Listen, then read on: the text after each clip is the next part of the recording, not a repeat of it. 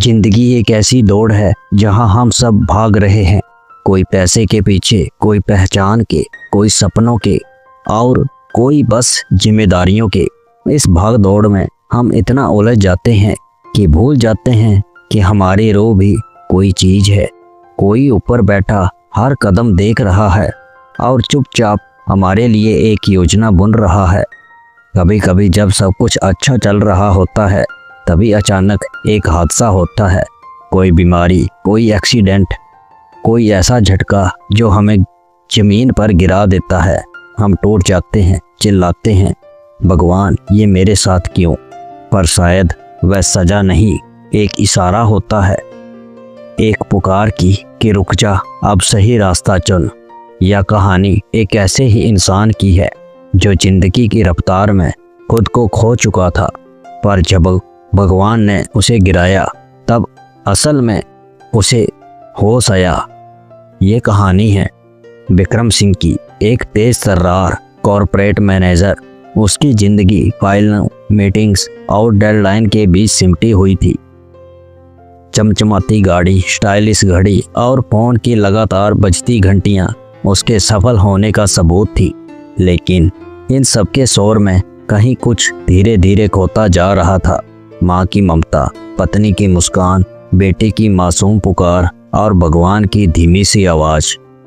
वह जिंदगी की रेस में इतना आगे निकल गया था कि पीछे मुड़कर देखना ही भूल गया था कि कौन कौन पीछे छूट गया है। माँ रोज मंदिर में बैठकर आंखें मूंदकर बस यही प्रार्थना करती कि हे ठाकुर, मेरा बेटा दौड़ते दौड़ते खुद से दूर ना हो जाए। तू अगर थामे तो जोर का झटका देकर थामना ताकि उसे एहसास हो जाए। फिर शायद भगवान ने उसकी सुन ली थी। एक रात बारिश से सनी सड़कें, रात की नीरवता और विक्रम की वही पुरानी हड़बड़ी। कार का स्टीयरिंग एक हाथ में और दूसरे में मोबाइल। किसी क्लाइंट से चर्चा कर रहा था, तभी एक मोड़ पर सामने से ट्रक आया। हॉर्न चीखा, ब्रेक चिल्लाए और टक्कर हो गई। गाड़ी उलट गई, शीशे बिखर गए, खून बहने लगा और उसी खून के बीच विक्रम बेहोश पड़ा था। अंधेरे में कहीं बहुत गहराई से एक आवाज़ आई, अब बस, बहुत दौड़ चुका, आप मेरी गोद में बैठ जा थोड़ी देर। फिर 3 हफ्ते बाद उसकी आंख खुली। सामने माँ बैठी थी, हाथ में माला थी और होंठों पर भगवान का नाम। पत्नी का चेहरा थका हुआ था लेकिन आंखों में राहत थी। बेटी उसका हाथ थामे धीरे से बोली, पापा अब ऑफिस मत जाना, मेरे पास रहो ना। विक्रम का गला भर आया। उसने पहली बार देखा उसकी दौड़ ने कितनों को थका दिया था।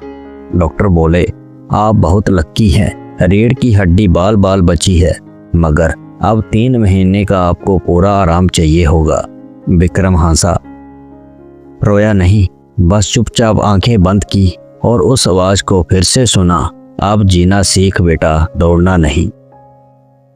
उसे बिस्तर पर लेटे लेटे विक्रम को एहसास हुआ कि उसने कितने रिश्ते केवल समय नहीं है कहकर दरकिनार कर दिए थे। वह मंदिर की घंटियों को शोर समझता रहा, माँ की बातों को पुरानी सोच और बेटी की मासूम मांग को बचकाना ड्रामा। लेकिन अब सब साफ दिखने लगा था।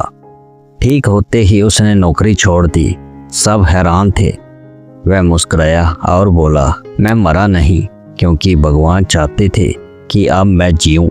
असल में, सच में विक्रम ने एक एनजीओ की शुरुआत की, उन लोगों के लिए जो सड़क दुर्घटनाओं में घायल होकर ज़िंदगी से लड़ते हैं, अकेलेपन से हारते हैं। हर सुबह अब वह सबसे पहले मंदिर जाता, वही मंदिर जो कभी उसके लिए सिर्फ घर का कोना था। हर शाम को वह अपनी बेटी के साथ कहानी सुनता और पत्नी के हाथ का खाना खाता है। माँ अब सिर्फ भगवान से नहीं, बेटे से भी बातें करती है।